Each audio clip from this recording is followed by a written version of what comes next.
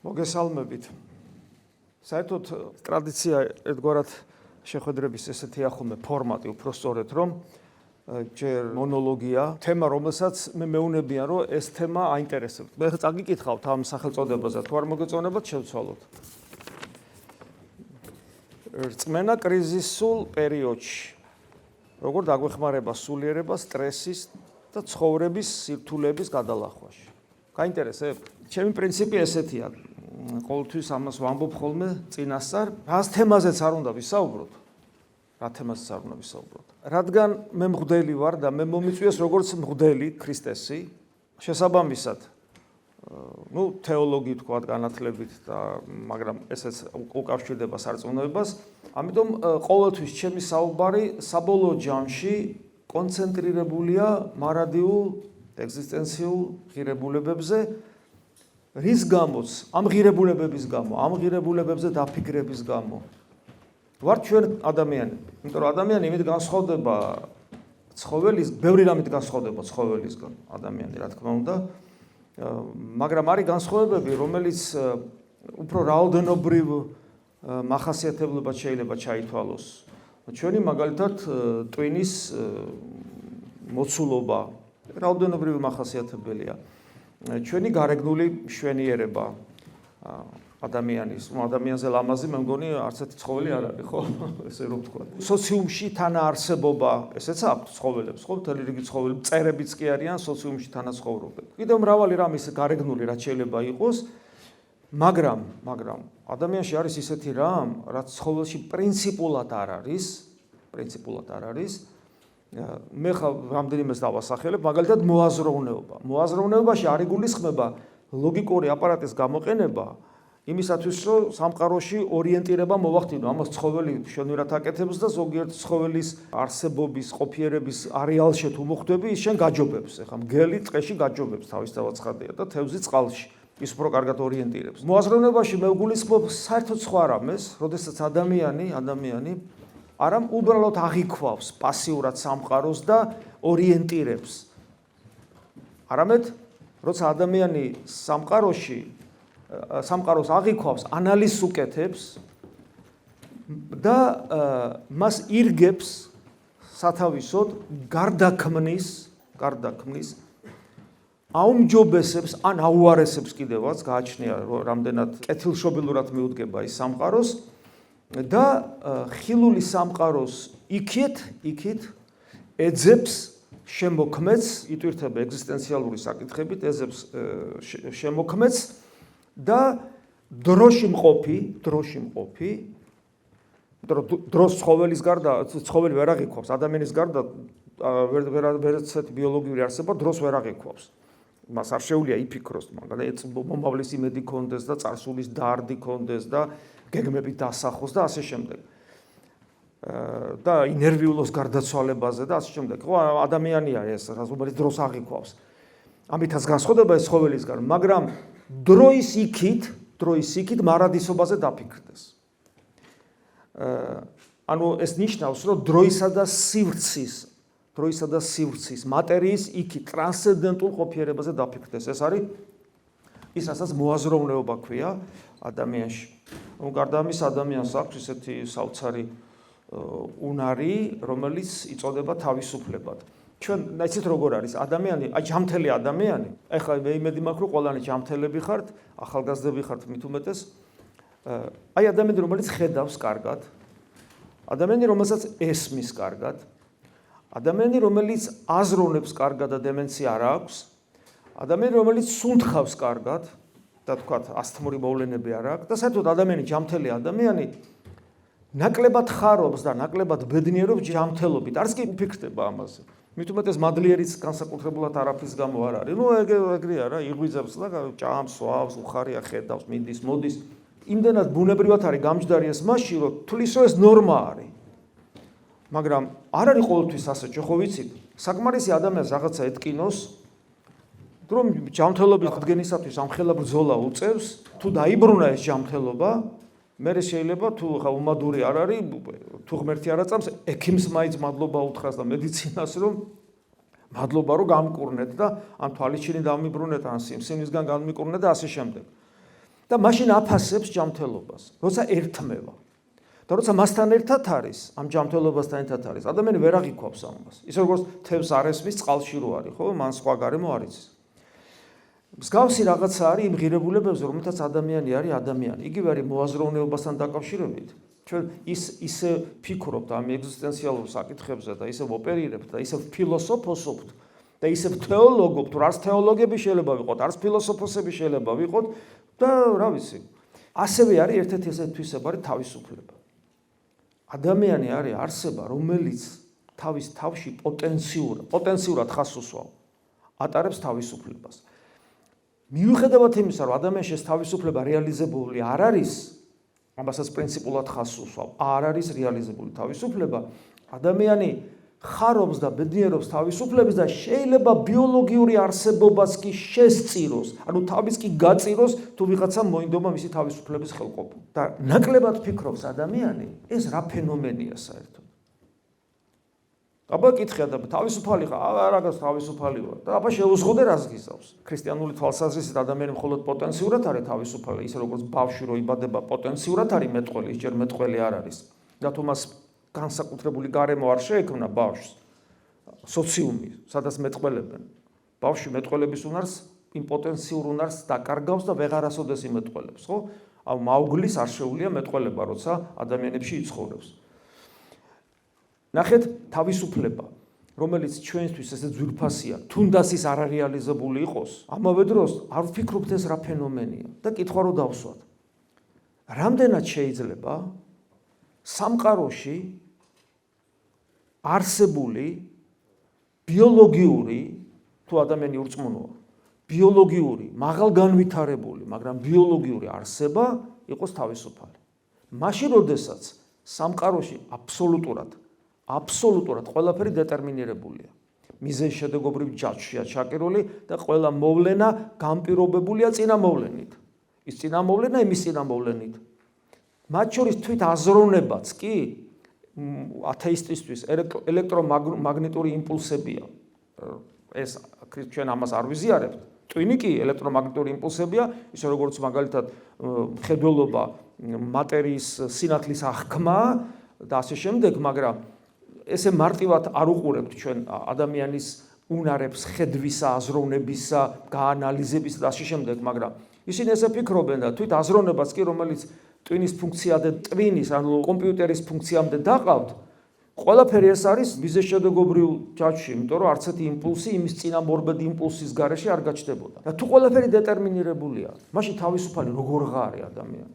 აქედან გამომდინარე ლოგიკურად ესია. არ არის ადამიანი თავისუფალი, ადამიანი იტყვის და ამიტომაც მთელი რიგი ფილოსოფოსები იყვნენ, მოაზროვნეები, ვინც მიზანმიმართული ათეისტია, ისინი ამტკიცებენ კიდევაც, მაგალითად რიჩარდ დოკინსი ამტკიცებს, რომ ადამიანი თავისუფალი არ არის, შეუძლებელია ადამიანი თავისუფალი იყოს. ყველაფერი დეტერმინირებულია. მაგრამ ამავე დროს ჩვენ არ გვემეტება თავისუფლება, ჩვენ ინტუიციურად და სწორად, ჩვენ ინტუიცია ამ შემთხვევაში სწორად მუშაობს. განვიცდით, უფრთხილდებით ჩვენ თავისუფლებას, ჩვენ ადამიანობას კი არაფრით გვიღებს ამ თავისუფლების გარეშე და ამავე დროს აი ამ ძვირფას საღვთო განს, რომელიც ტრანსცენდენტული სამყაროდან მონიჭებული, აი ტრანსცენდენტული, არამატერიალური არ განსაზღვრავს კიდე ტრანსცენდენტულს. იმის იქით კიდე აბსოლუტურად შორს მყოფი, შორს არა გეომეტრიულად, არამედ არსობრივად მყოფი სამყაროდან მონიჭებული ღირებულებაა. იმიტომ რომ ამ ქვეყანა, ამ სამყაროში ყველაფერი დეტერმინირებულია და ჩვენ ამას ხوار ვაფასებთ. ეს ჩვენ გვაქვს ისე, ვითომაც არაფერი, გონია რომ ეს ასეა. ამიტომ დიახაც ადამიანი იმით არის ადამიანი, რომ ამ საკითხებზე ფიქრობს და როდესაც თქვათ, აი რა თემა იყო, ესე იგი რწმენა კრიზისულ პერიოდში. როცა ჩვენ კრიზისებზე ვსაუბრობთ, რა არის კრიზისი, მოკლედ რო ვთქვათ. კრიზისი არის რაღაც მდგომარეობა, როდესაც ადამიანი ექსტრემალურ მდგომარეობაში აღმოჩნდება, მას აქვს ესე იგი რაღაცით იტანჯება, რაღაცა პრობლემა, გადაუწყვეტელი საკითხები, მოულოდნელად თავს დამტყდარი ან უბედურება და ესე იგი ისეთი რამ, რაც ცოტა ხნის წინ არ ქონდა. და ეს ექსტრემალური სიტუაცია სხვადასხვანაირად შეიძლება თქვათ შეეხოს. ის შეიძლება შეეხოს ხორციელად, ისეთი განსაცდელი სახით, რომელმაც შეიძლება მისი მოკვდინებაც კი გამოიწვიოს. ეს შეიძლება სოციალური თვალსაზრისით შეეხოს მას. იმიტომ რომ ადამიანისათვის ძალიან მნიშვნელოვანია საკმარისი არ არის შენთვის იყო ჯანმრთელი და თუნდაც მატერიალური შესაძლებლობები გქონდეს. შენთვის ძალიან მნიშვნელოვანია, რომ სოციუმში აღიარებული იყო მეგობრები ყავდეს, ნათესავები, კარგი ოჯახი, კარგი სამსახური, ამის გარეშე ადამიანს არ შეუძლია. ამასაც თავის მიზეზი აქვს. ეს არ არის შემთხვევით. არაბუნებრივი ადამიანისათვის თუ მარტო ყოფნა სურს.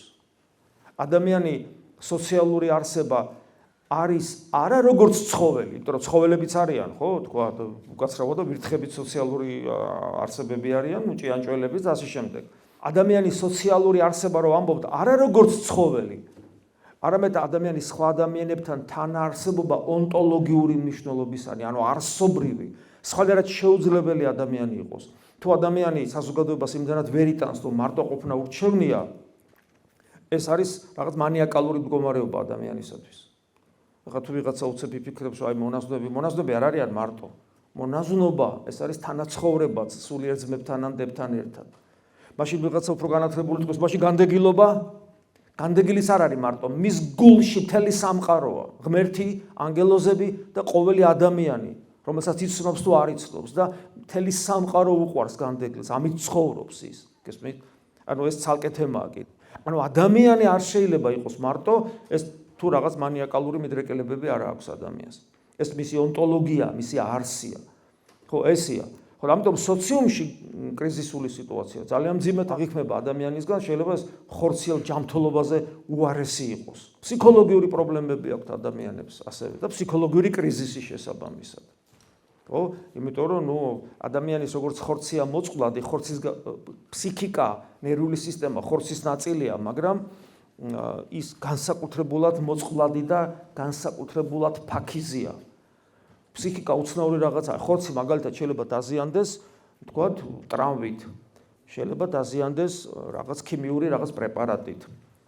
თქვათ, ბავშვმა შემთხვევით რაღაცა წამალი გადაყლაპა და მე მთელი ცხოვრება შეიძლება პრობლემა ქონდეს, იმიტომ რომ რაღაც ქიმიურად რაღაცა დაზიანი მიაყენა თავის თავს. ფსიქიკა უცნაური რამეა. ფსიქიკა შეიძლება დაზიანდეს სიტყვით. აი, მომავალი მშობლები ხართ, უმრავლესობა თქვენ ხო, აი ძალიან მნიშვნელოვანია ბავშვი, ეხლა მე ფსიქოლოგი არა ვარ პროფესიით, ამიტომ ფსიქოლოგიაში საერთოდ არც ერთ მიმართულებით არ შევდივარ ღმად, იმიტომ რომ ჩემი საქმე არ არის, ჩემი საქმე თეოლოგიაა, მაგრამ მიუხედავად ამისა, ხო უამრავი ადამიანი ხო იცით, უამრავი ადამიანი მოდის 1000 პრობლემით.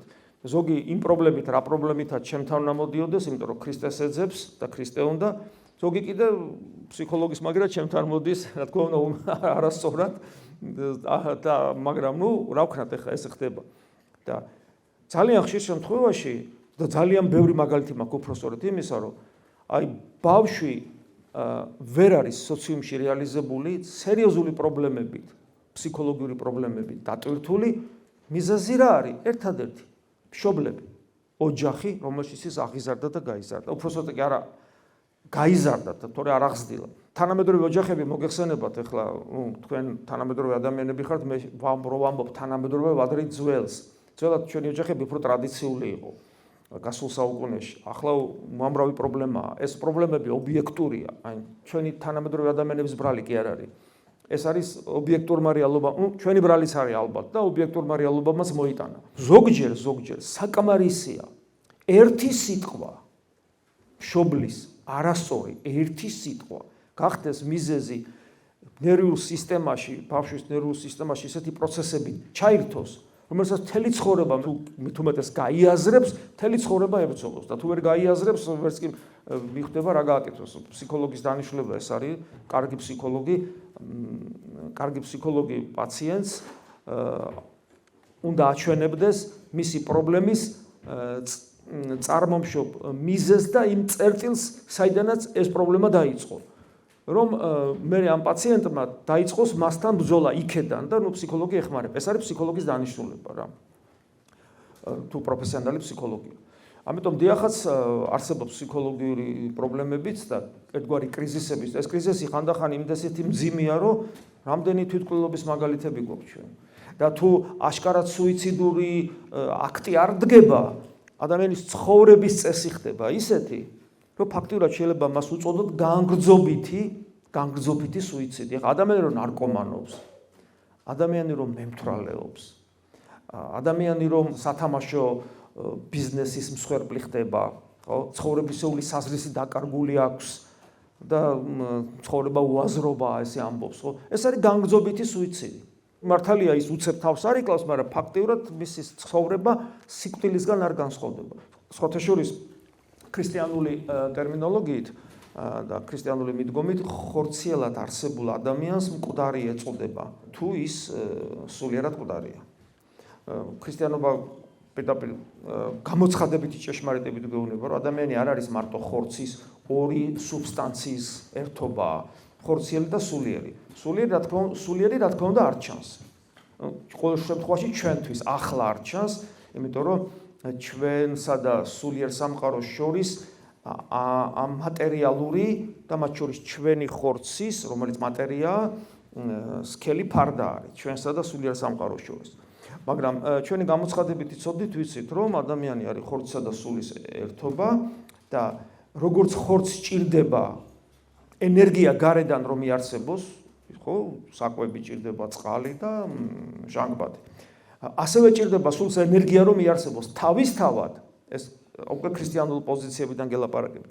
თავისთავად თვითმყოფადად ადამიანს ხორციელათას და როგორც ხორციელად ისე სულიერად არ გააჩნია ყოფიერად ის თავისთავად არ არსებობს. თავისთავად მხოლოდ ღმერთი არსებობს. რომ იარსებოს ადამიანმა მას სჭირდება გარედან ენერგია. ხორცსაც რაც ჩამოთვალეთ და სულსაც, ოღონ ნახეთ აქ სულთან დაკავშირებით როგორ არის, სულს არც ჟანგბადი ჭირდება, არც საკვები, გასაგებია. აბა რითი არსებობს სული? სული არსებობს იმ ენერგიით, რომელიც მხოლოდ ღმერთთან არის. ანუ ღვთაებრივი ენერგიით შეიძლება სული არსებობდეს. ესე იგი ეს ასნიშნავს, ესე იგი ღმერთთან კომუნიკაცია უნდა ქონდეს. თუ სულს ღმერთთან კომუნიკაცია არ აქვს, სული არ ყვდება იმედის ვიტოვებთ, თლათ უღმერთო ადამიანშიც, ყველაზე ესე იგი ბოროტებაში მყოფ ადამიანშიც კი იმედოვნებთ, რომ სული არ არის მკვდარი და უბრალოდ საჭიროებს რეანიმაციას, რომლის შესაძლებლობა მხოლოდ ღმერთს აქვს. მაგრამ ფაქტობრივად ის მკვდარია. ვერ აღიქვავს, აი მაგალითად ბახი გენიალური კომპოზიტორია და მწვერვალია ალბათ რა, მუსიკის საოცრებაა ბახი და მაგრამ ის მუსიკა საკმაოდ რთულია, მინდა გითხრათ, იმიტომ რომ ნებისმიერ მუსიკა მათემატიკურ ალგორითმზეა აწყობილი. იმიტომ კი არა რომ მუსიკოსი მათემატიკოსია. საერთოდ მათემატიკაზეა ყველაფერი. ჰარმონიული თუ რამე სამყაროში არსებობს, ამ ყველაფერი ჰარმონიის ენა არის მათემატიკა. პროგრამა ეს. თითქოს აი ესე ვთქვათ, რომ ღმერთმა მათემატიკის ენაზე დაწერა ამ სამყაროს პროგრამა, ამ სამყაროში არსებული ყველაფერი ჰარმონიული, რაც არის მშვენიერება, ფერები, ფორმები, ყველაფერი მათემატიკურად არის და კანონები ყველაფერი მათემატიკურად არის დაწერილი. ბახი საკმაოდ რთულია ამ კუთხით, მაგრამ და გენიალურია, მაგრამ თუ ადამიანს მინიმალური ანუ აღზრდით ან რაღაცა ნიჭიერებით რაღაცა არ მიეცა, ხო, შეიძლება გაგიჟდეს ბახის კონცერტზე რომ დასვა. და შეიძლება სამტროს სასწორად გადაგეკიდოს ეს რა მიქენიო მითხრას. ხო, ანუ არა აქვს აღქმის უნარი, ხო? აი ასევეა, ადამიანმა შეიძლება ადამიანის სულიერად შეიძლება ესე დაზიანდეს, რომ მას არათუ ღვთის მადლის აღქმის უნარი აღარ ქონდეს და დაკარგოს.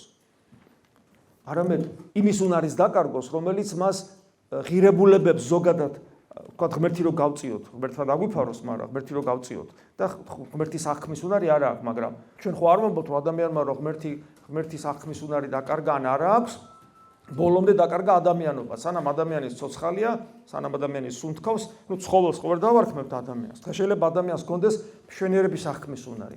შეიძლება სხვადასხვა ღირებულებები აღიქვას, მაგალითად ოჯახი, მაგალითად სიყვარული, ვთქვათ ბიჭი რომელიც ამბობს, რომ სიყვარული არსებობს და ელოდება ამ სიყვარულს, ამ გოგონა, ხო? სამშობლოს სიყვარული, ხო? და ამ დროს შეიძლება გვერდზე არსებობდეს ადამიანი, რომ ყველაფერი სისულელია, რა მუსიკა, რა ხელოვნება, სიყვარული არა ისა კაცო, რა სიყვარულზე მელაპარაკები, რა სამშობლო კაცო, რა მნიშვნელობა აქვს, სად იცხოვრებ, მთავარი კარგი. ანუ მთავარი ლუარსაბ თათქარიძე იყო, თავადი, სახელი, პატივი და საჭმელ-სასმელი. დანარჩენს მნიშვნელობა არ აქვს. ხო, გესმით, ადამიანი შეიძლება იმ დონეზე მოკვდეს, რომ ესეც კი ვერ აღიქვას. და ეს თუ არ გინახავთ ესეთი ადამიანი, მადლობა ღმერთს, მაგრამ თეორიულად მაინც ხო წარმოგიდგენიათ, რომ ესეთი ადამიანი შეიძლება არსებობდეს და ილიამ ამ ჩვენმა დიდმა ერის მამამ რო დაწერა ის ლუარსაბ თათქარი კაცი ადამიანი, მაშინ ხარიდან ხوار დაუწერია, ეს ხო დაწერა იმ რეალობიდან გამომდინარე, რასაც ხედავდა. ხო, ესეა. ამიტომ დიახაც თუ კრიზისებს საუბრობთ, სულიერი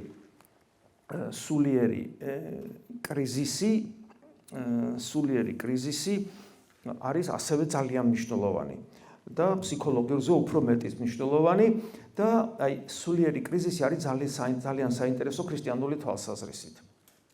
ეხლა უკვე უშუალოდ ქრისტიანობიდან გამომდინარე შევხედავთ. სახარებაში არის საოცარი ადგილი. ანუ კრიზისი ცუდია ეს ვთქვით. და არსებობს ხორციელიც, სოციალურიც, ფსიქოლოგიურიც და სულიერიც უკვე დავიწყეთ. სულიერზე შეხება ადამიანი, რომელიც ღმერთს ვერ გზნობს და სულიერად მკვდარი შეიძლება იყოს. სახარებაში არის საოცარი ადგილი. და თან ნახეთ როგორ არის, ახლა რაცა ვამბობ სახარებას, ანუ წმინდა წერილს. ამ შემთხვევაში მე ვსაუბრობ არა როგორც ფილოსოფოსი და როგორც რაღაც ფსიქოლოგი, ანუ სოციოლოგი და რა ვიცი. ან მით უმეტეს როგორც ესე იგი რაღაც უბრალოდ ძველი ტექსტების მცოდნე და ფილოლოგი. არამედ როგორც მორწმუნე ადამიანი, ქრისტიანი. რა განსხვავებაა? ქრისტიანისათვის ღმერთი არის ცოცხალი. ყოვლის შემძლე, აბსოლუტურად ბრძენი. მან შექმნა სამყარო, შემქმნა მე თავის ხატად და მსგავსად. და როდესაც მე დავკარგე ის ჩემი არასწორი არჩევანი არ დამტოვა და რადგან ღმერთის ხილვა არის შეუძლებელი, ხო, აი ცოტა რომ დაფიქრდეს ადამიანი მიხვდება რომ ჩვენ როგორ ვხედავთ. რაიმეს როგორ ვხედავთ. ჩვენ რაიმეს ვხედავთ იმიტომ რომ ის რაიმე რომელსაც მე ვხედავ ექვემდებარება ჩემს გზნობის ორგანოებს. აქედან აქამდე იმ დროიდან ამ დრომდე ამ თქვათ ენერგეტიკაში ამ ფერებში, გესმით, ანუ ამ ელექტრომაგნიტურ ტალღებში, რასაც მე აღვიქვავ. თუ რისი დანახვაც მე მსურს, არც იქიდან აქამდეა საერთოდ, იმიტომ რომ სივრცე მისთვის საერთოდ, აი აბსოლუტურად სივრცის მიხედვით ის არ განისაზღვრება. სივრცის მიღმა არსობრივად იქ, ვიზაც მე ვსაუბრობ, იქ სივრცე საერთოდ არ არსებობს. არც სივრცე არსებობს და არც უსივრცეობა. ეს სიტყვა უბრალოდ მას არ შეესაბამება არანაირად. არ არის მასთან თანხვედრაში. არც ელექტრომაგნიტური ტალღებია, შესაბამისად ფერები არ არის ენერგია, ანუ მატერიალური, გესმის, არ არის დრო და ჟამი, არც წარსული, არც არწყვა, არც მომავალი. ანუ ღმერთზე ვსაუბრობ, ტრანსცენდენტულ ყოფიერებაზე. როგორ უნდა დავინახო მე ის? ის ხო არა ჩანს. არა ჩანს. აბას აი თუ არა ჩანს, რა იცი რომ არსებობს. ვიღაცა იკითხავს. და აი აქ არის რწმენის საოცრება. ანუ ამგვარად, აი როგორც ეს არსებობს, ხო? ამგვარად არ არსებობს. აბსოლუტურად მიღმიერია ამგვარი არსებობისგან და მე ვიცი რომ ის არსებობს. აი ეს არის რწმენა როგორც შემეცნების უნარი, მე არა თუ ვიცი რომ ის არსებობს, არამედ თელ ცხოვრებას ვუძღვნი და მისთვისაც მოვკვდები. ანუ პავლე მოციქული ამბობს, რომ რწმენა ქრისტიანისათვის არის უხილავის, არსობრივად უხილავის მაჩვენებელი ჩვენთვის, როცა მე არსობრივად უხილავს წვდები და მის დანახვას ვიწყებ. და ეს რწმენა არის ნიშანი ერთი იმისა, რომ ადამიანი ჩვეულებრივი ბიოლოგიური არსება არ არის. ჩემ შიგნით ისეთი მისტიკური სიღრმეა, რომელიც სიღრმეშიც მაქვს ორგანო შიგნით, რომელიცაც მე ვიცი რომ ის არსებობს და არა თუ ვიცი რომ არსებობს, მასთან კომუნიკაციის შესაძლებლობა მაქვს პოტენციური. მაგრამ როგორია მე ის არ ვიცი, ეს პოტენციური შესაძლებლობაც აი ძალიან მინავლებულია, როცა ის თქვა რაღაცა ჩემთან უნდა რომ შემოვიდეს კონტაქტში ან აზრის მომაწვდის, ან გულის სიტყვას, ან ინტუიციას და რაღაცა ესე, რასაც ჩვენ წმინდა წერილში ასევე ვკითხულობთ და ქრისტიანის რწმენა ესეთია. აი ის, ვისი დანახვა შეუძლებელია, რომელიც არ ვიცით როგორია, ვისთან კომუნიკაცია შეუძლებელია, მოვიდა ადამიანად. იესო ქრისტე არის ის, ვინც galaktikები შექმნა და მოვიდა ადამიანად.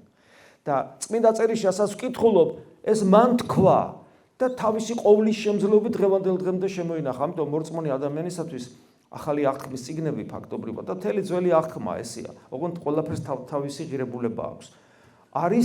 არის გამოცხადება ცოცხალი ღმერთისა ჩემთან. ამიტომ უდავო ავტორიტეტია, გესმით? და ამიტომ წმინდა წერილს როცა მოვიშველიებ, ამ შემთხვევაში მოვიშველიებ როგორც ქრისტიანი. და იქ რაც წერია, ეს არ აქსიომაა. აი ყველაფერი მათემატიკა აქსიომაზე დგას, მუსიკალური კანონების აქსიომაზე დგას. ყველაფერი ფიზიკა აქსიომაზე დგას, რაღაც აქსიომატური პოსტულატებია, რომელზეც არის მთელი მეცნიერება აგებული. თუ ამას მოარღვევ, არაფერი აღარ დაგრჩება. თეოლოგიას თავისი აქსიომები აქვს, თეოლოგიური აქსიომები ადამიანური გონების ნაყოფი კი არ არის, გამოცხადებით ჭეშმარიტებით არის მიღებული და სახარებაში წერია, არც ერთი ღერი თმა არ დავარდება თქვენგან ღვთის განგებულების გარეშე. გადატანით მივიღო, გადატანითაც და პირდაპირაც. ამიტომ ჩემ ცხოვრებაში რაც ხდება, პრობლემა. ყველაფერი არის ღვთის განგებულებით. და აი აქ შემოდის აი კრიზისი, ანუ რაღაცა პრობლემა გაჩნდა ჩემ ცხოვრებაში და კრიზისი თქვა, ახლა ეგეთი ტერმინი კრიზისი ქრისტიანობაში არ არსებობს, იმიტომ რომ შედარებით თანამედროვე ტერმინია, ქრისტიანობაში არსებობს ტერმინი ტანჯვა ან განსაცდელი. განსაცდელი არის ორი ტიპის. ეხლა მე ვლაპარაკობ იმ ტიპის განსაცდელზე, რომელსაც ჩვენ კრიზისი შეიძლება უწოდოთ. და ეს განსაცდელი რაში მდგომარეობს? ჩემ ცხოვრებაში რაღაცა იწყება ისეთი, რომელიც მანამდე არ ყოფილა და ამით მე ვიტანჯები. ძალიან გამწვავებულია. აი ესეთი მდგომარეობა არის ყოფიერების ახალ ეტაპზე გადასვლის შესაძლებლობა. სულიერი ცხოვრების პრაქტიკაში ეს ძალიან მაგრად მუშაობს. აი ძალიან მაგრად. ამას ჩვენ სახარებაში ვკითხულობთ. რომ ადამიანი, რომელიც გულარხეინად და ეგზისტენციალური თვალსაზრისით ლაითად ცხოვრობს, ესე რა, გულარხეინად. და გონია რომ ეს იქნება მაგარია, სიკვდილი რა თქმა უნდა არ ახსოვს, რომ სიკვდილი არის ერთ-ერთი უმაღლესი გამოვლინება კრიზისისა, რომ აი რო კვდები უკვე და ეხლა რა ვქნათ? ჩამოვყაროთ ყურები რო კვდებით? გესმის, აღარ ვართ ადამიანები, მიწა თუ ნავიქცეთ უბრალოდ, გესმის, არაფერი აღარ უნდა გავაკეთოთ რო კვდებით? აი ექიმად ამისვა დიაგნოზი თქვა, რომ აი 2 თვეში მოკვდები. არაფერი აღარ ვქნა? გესმის? ესე იგი დავიყარო ნაადრევად მიწა, რა გავაკეთო? და აი აქ ზუსტად, აი აქ არის გარღვევა ქრისტიანობის. არა თუ სხვა რომელიმე ტკივილი და განსაცდელი, თვით სიკვდილიც კი, რომელსაც პავლე მოციქული უკანასკნელ მტერს უწოდებს, სიკვდილიც კი ღირებულებას იძენს ქრისტიანობაში, იმიტომ რომ ისიც არის შესაძლებლობა გარღვევისა და ახალი ყოფიერების დასაწყისის. ამიტომ როცა ადამიანს აქვს კრიზისული მდგომარეობა, მან უნდა იცოდეს, რომ ეს არის შესაძლებლობა გაარღვიო ყოფიერების ის ფორმა და სახე, რომელშიც შენ დიდი ხნის განმავლობაში იმყოფებოდი და მიჩვეული ხარ. და უნდა გაარღვიო. და მე გეტყვით, რომ გაარღვიო 1000 საშუალებები არსებობს, მაგრამ ნებისმიერი საშუალება არის სუროგატი. ნებისმიერი საშუალება არის ტყუილი. ეგრე ზოგი ნარკომანია შეიძლება ჩაიძიროს მემთვრალეობაში და რაღაც სისულელები აკეთოს. და ამ დროს თუ ადამიანი იპოვის თავის ცხოვრების საზრის და კრიზისი გეხმარება ცხოვრების საზრისის დანახვაში, ხო? თუ ადამიანი ცხოვრების საზრის იპოვის, მაშინ ეს გარღვევა იქნება გენიალური ნაბიჯი ამ ადამიანის მიერ გადადგმული. და არა მარტო ამ ადამიანის მიერ გადადგმული, ეს შეიძლება სოციუმში რაღაც ჯგუფმაც იგივე გააკეთოს, მაგალითად ოჯახმა, რომელსაც რაღაცა კრიზისული პერიოდი ჰქონდა. თელმა ერმა, ჩვენი ერის ისტორიას თუ ამ კუთხით შეხედავთ, უამრავ მაგალითს იპოვით.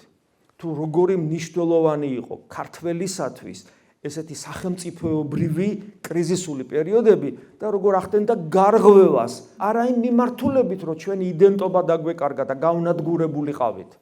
არა იმ მიმართულებით, რომ გვეღალატა ჩვენი უმთავრესი პრინციპისათვის. რა არის უმთავრესი პრინციპი ყოფიერებისა? ღმერთი მოვიდა ჩემთვის მოკვდა და მან თავის იმპერატიული ნებით ესე სიტყვით იმპერატულად განაცხადა თავის სიტყვით მე მნებავს რომ სადაც მე ვარ შენც იქ იყო თქვენც იქ იყოთ რა სტატუსით შვილის სტატუსით რა სტატუსით მადლით ღმერთობის სტატუსით გესმით საოცრება ისეთი საოცრება განუმზადა ღმერთმა თავის მოყვარეს ადამიანს ამის გააზრებაც არ შეუძლია და აი ამ პრინციპს ქართველი კაცი მიიჩნევდა უმთავრეს პრინციპს თავის ყოფიერებისა და ამისთვის კვდებოდა როცა ამბობდა აი ესეთი ძველი გამოთქმა არსებობს როცა დედა შვილს დიდა ამბობდა რომ ეუნებოდა რომ ჯერ სამშობლოს იხარდა მე დედისა და მამის აკვანს რო არ წევდა ეს არ არის ზღაპარი აგერ 9 ძმა ხერხეულიძეს ამბავი მე ხშირად მომყავს ხოლმე ეს მაგალითი გესმით რა დედა ყავდათ ქმარი ატყობა ადრე გარდაეცვალა ანუ ომში რაღაც რა დედა ყავდათო 9 ძმა და კიდე მეათე და ბოლოს თვითონაც ხო, სამშობლოს შეეწირეთ. მაგრამ აქ არის ერთი ნიუანსი. სამშობლოც არის და სამშობლოც. თუ სამშობლო ჩემთვის მხოლოდ სოციუმია და ხორციელი ნათესაობა, დიდი ვერაფერი ღირებულება იქნებოდა. ესეც ცუდი არ არის, მაგრამ მხოლოდ ეს ვერაფერი დიდი ღირებულება იქნებოდა, იმიტომ რომ ეს იქნებოდა რაღაც კლანური პრინციპი ერთიანობის, ოღონდ ეს კლანი სახელმწიფოებრივი და რაღაც უფრო დიდი რაღაც მოცულობის არის და რომელსაც დროებით ღირებულება აქვს, ბოლო-ბოლომდე ზეჩაქრება, დედამიწა განადგურდება და არაფერი არ არის, მატერიალური, არაფერი მარადიული არ არის. მაგრამ ჩვენთვის ქართველებისათვის სამშობლო და ეკლესია იდენტური ცნებები იყო. ესეც ალბათ თუ ისტორიას კითხულობთ, იცით რომ ქართველი და მართლმადიდებელი ისტორიულად ერთ და იგივეს ნიშნავდა. და ეკლესია რას ნიშნავს? ეკლესია არის ქრისტეს მიერ დაარსებული მისტიკური სხეული, რომლის საზღვრები იყო თანხვედრაში ქართულ სახელმწიფოსთან. ეს ნიშნავს იმას, რომ ქართველი ადამიანი ეკლესიის ორგანული ნაწილია. ეს ნიშნავს იმას, რომ ქართველი ადამიანი მონათლული და მირონცხებულიც არის და მაზიარებელიც არის, ანუ ქრისტესთან კომუნიკაცია აქვს. და როცა მტერი შემოდის, რას გართმევს? პოლიტიკურ თავისუფლებას მხოლოდ არჩიოდა ქართველი კაცი. არც ტერიტორიების წართვებას მხოლოდ, თუმცა ტერიტორიების წართვება ძალიან მტკივნეული იყო, ტერიტორიას მიყვებოდა ჩვენი, აი როგორც ახლა მთელი რიგი ტერიტორიებია, ხო? თანამედროვე წარსულშიც დაკარგული, სადაც ჩვენი სისხლი და ხორცია და ძალიან მტკივნეულია. მაგრამ მარტო ეს ამაში არ იყო საქმე. ქართველი კაცი ამას ესე აღიქვავდა სამშობლოს, მიწიერ სამშობლოს თუ კარგავ ეკლესიას და კარგავ ქრისტეს.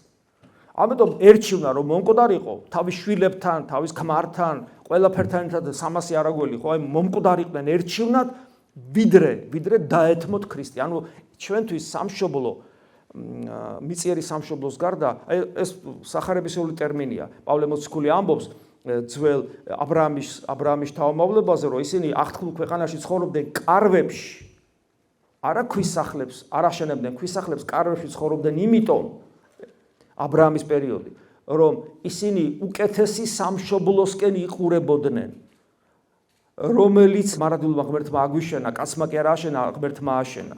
უკეთესი სამშობლოსკენ ისწრაფოდნენ. და ეს უკეთესი სამშობლო არის ღვთისმსასუფეველი, ანუ ქრისტესთან მარადული მყოფობა. აი ესე ცხოვრობდნენ ჩვენი წინაპრები და სახელმწიფოებრივი თვალსაზრისით ჩვენ ყველა კრიზისი ასე და ამგვარად გადაგქონდა. დავით აღმაშენებლის მოწოდება დიდგორის ომის წინ. მეომარნო ქრისტესნო, გახსოვთ როგორ იწყება? აი, მეომარნო ქრისტესო. ვახტანგ გორგასლის ანდერძი ალბათ გახსოვთ ესეც, ხო? ეძებდა ციკლს ქრისტესათვის. აი, ასეთი და ამგვარი ადამიანები ქმნიდნენ იმ ქვეყანას, რომელი ქვეყანის შვილებიც ახლა ჩვენა ვართ. და ვლაპარაკობთ უძვირფასეს, ულამაზეს, უმშვენიერეს ენაზე ვსაუბრობთ. და ამ ენაზე ვაქებთ და ვადიდებთ და ვლოცულობთ მის წინაშე, რომელიც თითოეული ჩვენგანისათვის ადამიანად ჯერ შექმნა, მერე ადამიანად მოვიდა და მოკვდა. ასე რომ კრიზისს ნუ შეუშინდებით, კრიზისიდან გამოსავალი ეძებეთ სწორად, გონივრულად, რამძიმე ცხოვრებაც არ უნდა გქონდეს და რამძიმე მდგომარეობაც არ უნდა იყოს, მაგრამ თუ გინდათ რომ კრიზისი სრულად დაძლიოთ და გაიმარჯვოთ, არა როგორც ბიოლოგიურმა არსებებმა, არამედ როგორც ღვთის ხატთა მსგავს ღირსებით დატვირთულმა ადამიანებმა. ხო? მაშინ თქვენ უნდა სულიერად იცხოვროთ. მე ერთხელ ერთი ჩემთან ერთი ადამიანი იყო მოსული პროფესიონალი სამხედროა, ფეხით დაკარგული აქვს მას ერთ-ერთ საომარ კონფლიქტში საქართველოში და მაღალჩინოსანი ოფიცერია და იმისთვის გასაგებ ენაზე უთხარი, გამარჯვებაზე და დამარცხებაზე საუბრობდა სულიერზე რა და ზოგადად ცხოვრებაში და უფრო სულიერზე და ბევრნები 300 არაგველი გამარჯვებულია თუ დამარცხებული. ილია ჭავჭავაძე გამარცხებულია თუ გამარჯვებული და ასე შემდეგ. ეს როგორც მეომარი ინსტინქტურად ეგრევე პასუხობს. რა თქმა უნდა, მამაო გამარჯვებულია, იმიტომ რომ მეომარმა ინტუიციით დაქირავებულმა მებრძოლმა არა. დაქირავებულ მებრძოლი არაფერს არ ნიშნავს. მეომარი, რომელიც ფულის გამო კი არ იბრძვის, იდეურად სამშობლოს გამო იბრძვის, ნამდვილმა მებრძოლმა ინტუიციურად იცის, რომ სიკვდილში არ არის პრობლემა. პრობლემა არის როგორ მოკვდები, ღირსებაშია საქმე და არა სიკვდილში. და თქვა, რომ დიახაც 300 არაგველი არის გამარჯვებული. გესმით? აი ეს არის, ესე გადაილახება, ანუ ყველაზე დიდი კრიზისიც კი, რომელსაც ქვია სიკვდილი, სულიერად თუ ადამიანი ცხოვრობს, გადაილახება ღირსეულად და ადამიანი შედის იქ, სადაც მარადიული სიცოცხლე, მარადიული სიყვარული და მარადიული ბედნიერება.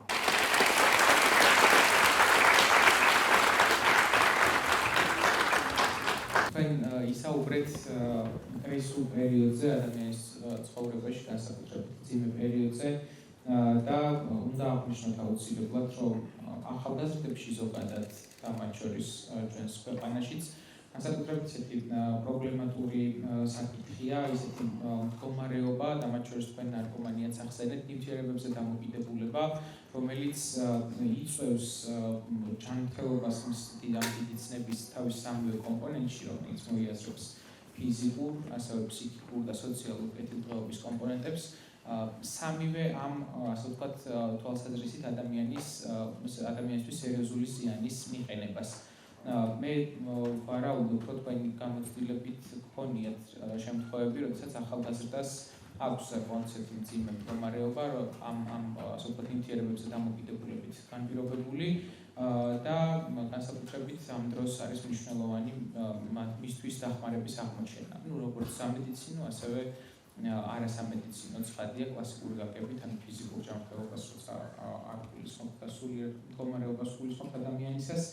როგორ უნდა მოიქცეს ადამიანი, რომელიც ან იაზრებს ერთ შემთხვევაში, რომ ის დგას დიდი პრობლემის წინაშე და ეს ალბათ კარგი ვარიანტია, ან მეორე შემთხვევაში თქვენ როგორ ფიქრობთ, როგორ უნდა დავეხმაროთ იმ ადამიანს და როგორია ზოგადად რელიგიის, ეკლესიის როლი ამ შემთხვევაში ადამიანის დახმარებისთვის, თუ უბრალოდ ადამიანი ვერც ხვდება სინამდვილეში მისი მდგომარეობის ასე ვთქვათ სიმძაფრეს. როდესაც ესე იგი ადამიანი, რომელიც იწყებს მოხმარებას ნარკოტიკის პირველ პერიოდში არის მართლა გასაბრაზებელი. აი შემოლაწონება რომ უნდა ადამიანს რა, იმიტომ რომ ისეთ სისულელეს აკეთებს, საერთოდ არ ფიქრობს. აი არ ვიცი ეს რას შეიძლება გავდეს, ეს შეიძლება გავდეს იმას, რომ თრალმა კაცმა ფეხზე რო ვერტკება და დაქოქოს მანქანა და გიჟივით იაროს ქუჩებში, ან აიღოს იარაღი და უმისამართოდ ისროლოს.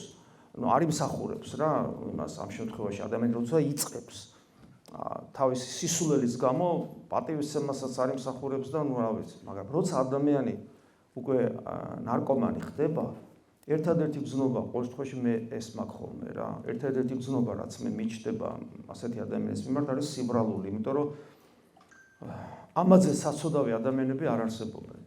იმიტომ რომ ეხლა მე ვიცნობ იმ ადამიანს, უფრო მეტად მაქვს იმ ადამიანებთან ურთიერთობა, ვისაც რწმენაც აქვს და მე მოდიან და უნდათ რომ რაღაცა და ნუ ზოგ შემთხვევაში წლები გადის, წლები რომ ადამიანი გამოერკვეს ამ მდგომარეობიდან და ნუ აი მართლაც როგორც პავლე მოციქული ამბობს, სისხლამდე უნდა აღუდგეს წინ, ანუ თავგანწირვით აღუდგეს ცოდვას, რომ ღვთისაგან შეწევნა და დახმარება მიიღოს. ანუ როცა უკვე ადამიანი დაავადება ამით, მას ძალიან სერიოზული რეაბილიტაცია ჭირდება და რა თქმა უნდა დახმარება ჭირდება და ეს ადამიანი მართლაც ავადმყოფია უკვე, საცოდავია, აბსოლუტურად ასოციალური შეიძლება ასე ითქვას და გაუბედურებული და უპერსპექტიული. რატო ხდება ადამიანი ნარკომანი? რატო თვრება ადამიანი საერთოდ? რატო თვრება? ხო შეიძლება რომ შეირგო რა ერთი რამდენიმე ჭიქა ღვინო დალიო და კაი ხასიათზე ხო მოდიხარ, რატო უნდა ჩათვრე მაინდა-მაინც ბოლომდე, ხო? და წამასო იქ ხო გაგიგია, შეიძლება თქვა რა ვიცი, როდისღაც ვიღაცამ არ იცოდა, მაგრამ დღეს ხო ყველა ვიცით, რომ თუ ნარკოტიკს მიეჩვევი, მე დამთავრებულია, ვეღარ გამოდიხარ იქიდან. ისიც ხო ვიცით, რომ სინთეტიკური ნარკოტიკები შეიძლება ერთხელ მოხმარებამ გაგანადგუროს და რატო აკეთებ ამას? ხო, რა თქმა უნდა ამის მიზეზი არის ის რომ ზუსტად აი რაზეც საუბრობთ, ადამიანს არ აქვს ეგზისტენციალური ხედვა თავისი ყოფიერების. არ აქვს გააზრებული რომ ადამიანი რომ გქვია, უნდა ცხოვრების საზრისი ქონდეს, უნდა ეს საზრისი ეძებო, იფიქრო. აი ბავშვებში არის ხოლმე ეს გზნობა, რომ პატარა ბავშვებში რომ იწყებენ აზროვნებას, თქვა დაბალ კლასებში, რომ მithumetes თუ არ არის გაჯეტებით მომსპარი რა, თუ ზოგი ჩვილობიდან ტელეფონში იყურება და სამყაროს არ იცნობს საერთოდ. მოყვას არ იცნობს, დედა და მამას არ იცნობს, საკუთარ თავს არ იცნობს, მარტო ამას იცნობს, ასე ხდება. ხო, ნუ ბავშვმა არ იტიროს და მიაჩეჩებენ და დამთავრდა. იმის იქით ესეთი ბავშვები უკვე ასეთ ბავშვებს აზროვნებას კი რომელ ეგზისტენციალურ საკითხებზეა საუბარი და როგორ შეიძლება რომ ადამიანმა ასეთმა ბავშვმა მე კითხვა დასვას რისთვის დავიბადე რა არის ჩემი რას ნიშნავს რომ დავიბადე მე სიკვდილს რო გაიგებს ჩაფიქრდება და სიკვდილი არსებობს და ესე იგი სიკვდილის მერე რამე თუ არის გესმის ასე საკითხებზე უნდა იფიქროს ადამიანი ბავშვობიდან ფიქრობს ამას ძველად როგორ იყო? ამ როცა ესენი არ იყო.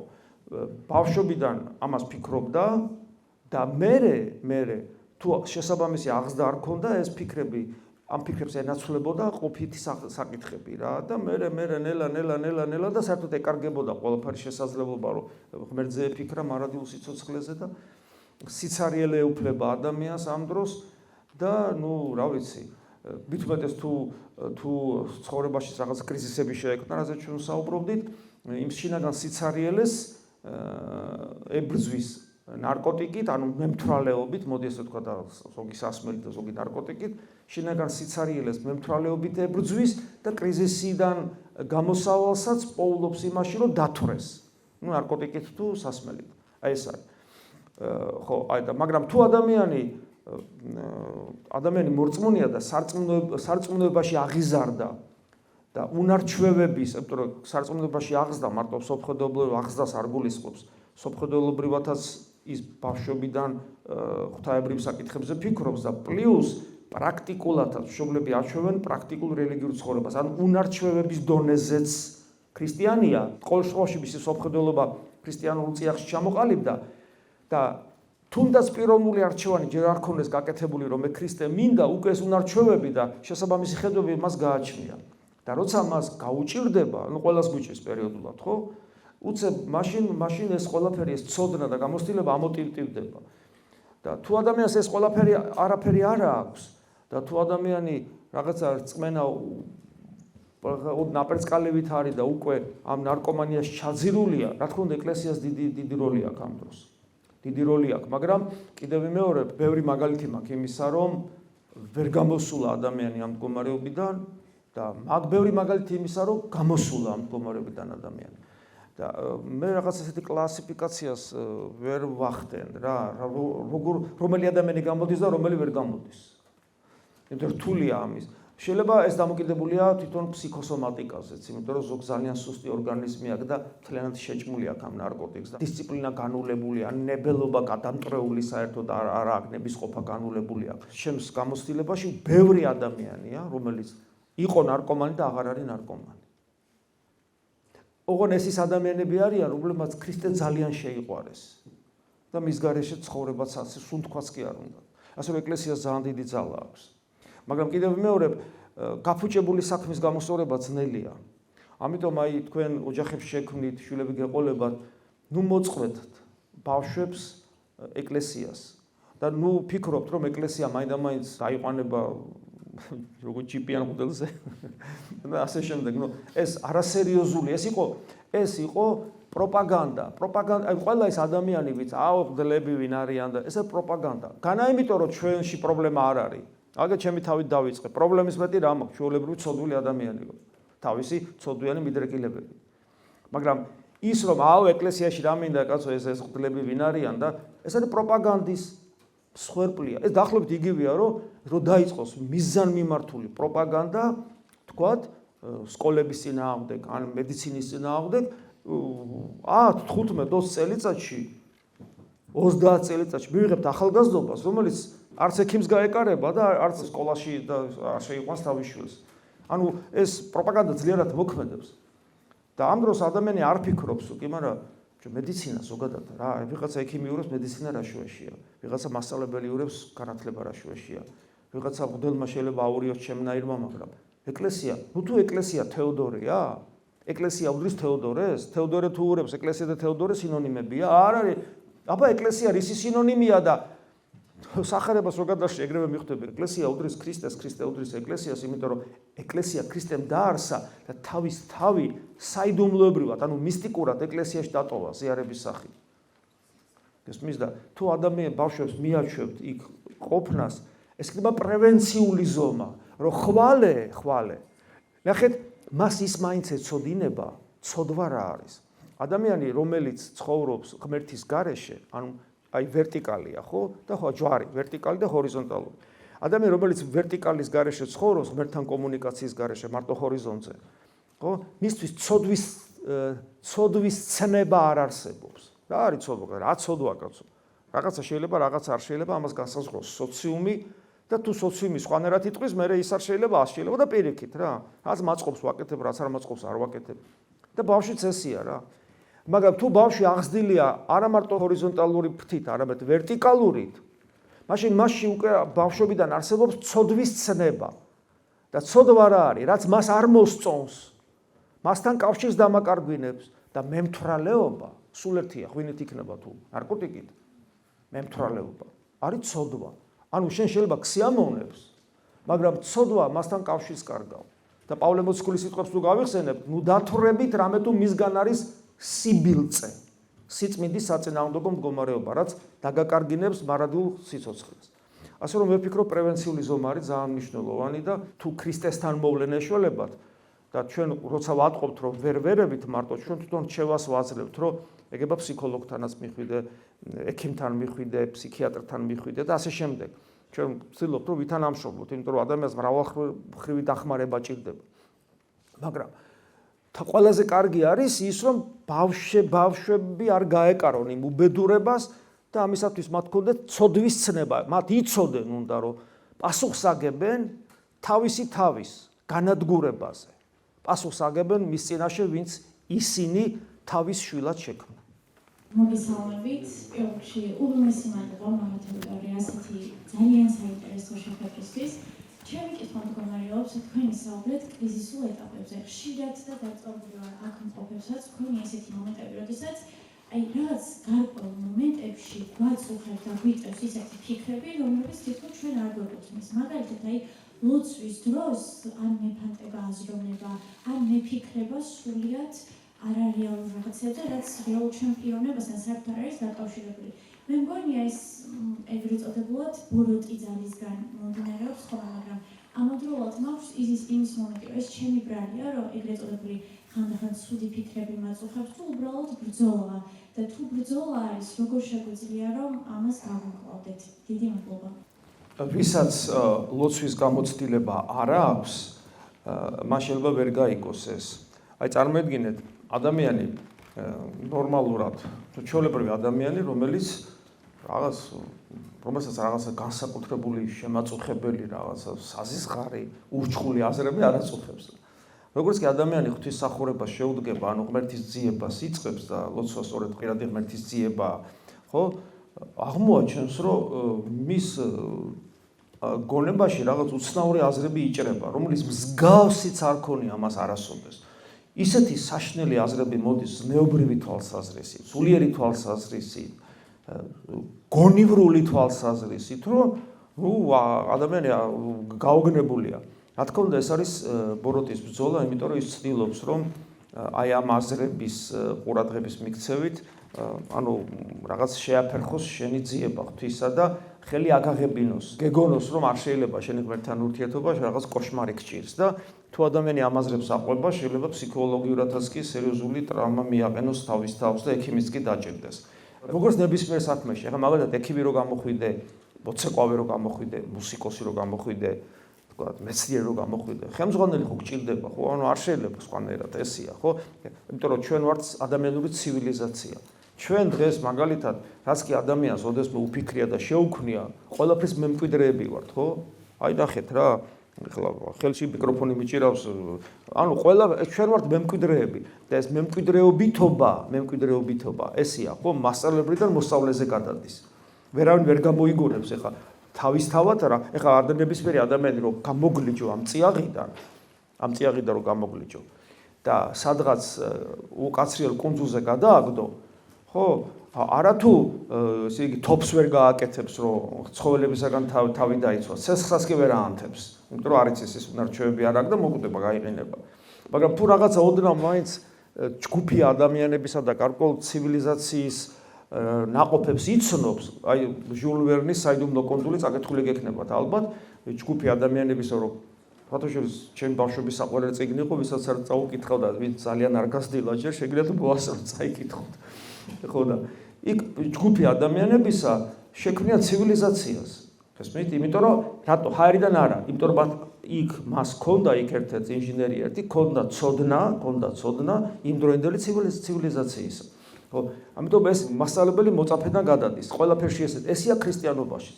ამიტომ როცა ადამიანი სულიერ ცხოვრებას იწყებს, მას უნდა ყავდეს მასწავლებელი. მოძღვარსაც უწოდებთ. უნდა ეძებოს სხვათა შორის. მოძღვარს იება ჭირდება და თუ მასწავლებელი ყავს, მასწავლებელმა იცის 2000-ლოვანი გამოცდილება მეტნაკლებად ქრისტიანობისა, ქრისტიანული ცივილიზაციის ცოდნას თავის თავში ატარებს მეტნაკლებად და ის განუმარტავს როგორ მოიქცეს ამ დროს, რომ ყურადღება არ უნდა მიაქციოს, თქვა, ხო? როცა აზრია, მაგრამ არსებობს კიდე მეორე რამ. მე ხშირად გავყოფ ხოლმე ამაზე, ეს ბეკი არა, ნუ ქრისტიანობა გაყავს. აზრი, მოტმასნებული აზრები, სულელური აზრები და მე ადამიანი ამას ეჩვევა, მე ადამიანი, აი ოცნებობს ადამიანი. აი ნახეთ, თუ ადამიანს მისცემ რაღაც ვთქვათ, მათემატიკოსი ან ფიზიკოსი და რაღაც ამოცანას მისცემ.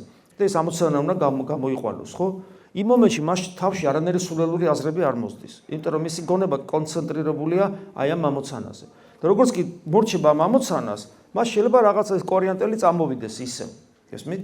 ანუ ეს ერთი მხარე, როცა დატვირთულია და ლოცვის დროს ჩვენ არ ვიცით როგორ კონცენტრირდეთ ლოცვაზე და ამ დროს ეშმაკის განსაკუთრებულად იბრძვის. მაგრამ არსებობს კიდევ მეორე და ამ აზრებს ყურადღებას არ ვაქცევთ. ეს არის პირველი. და არ ვთვლით რომ ეს ჩვენი ბრალია, მაგრამ არსებობს მეორე. ეს არის გულის სიტყვა. ეს სიტყვა, აი ეს სიტყვათა წყობა, გულის სიტყვა არათუ არაქრისტიანებმა. ქრისტიანებმაც კი ხშირად არ იციან რა არის. გულის სიტყვა, რა არის გულის სიტყვა? გესმის?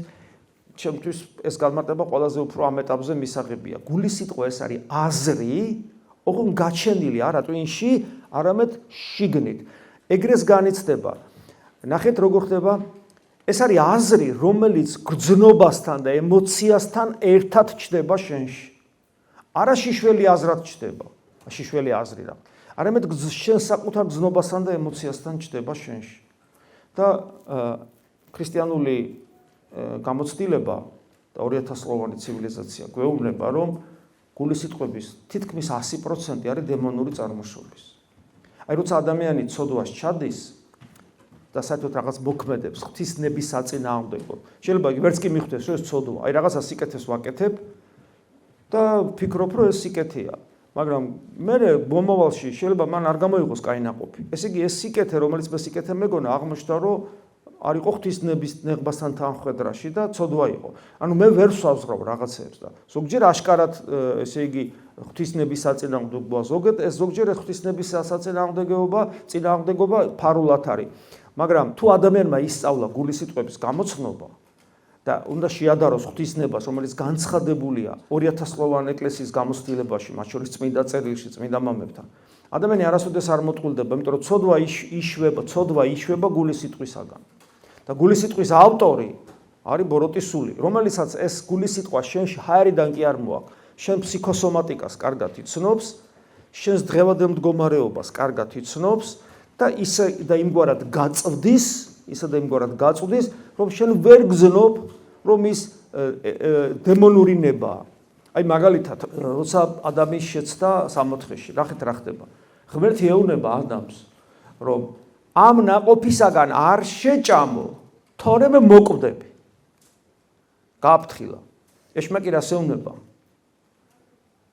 ამ ნაყოფისაგან რო შეჭამო, არ მოკვდები.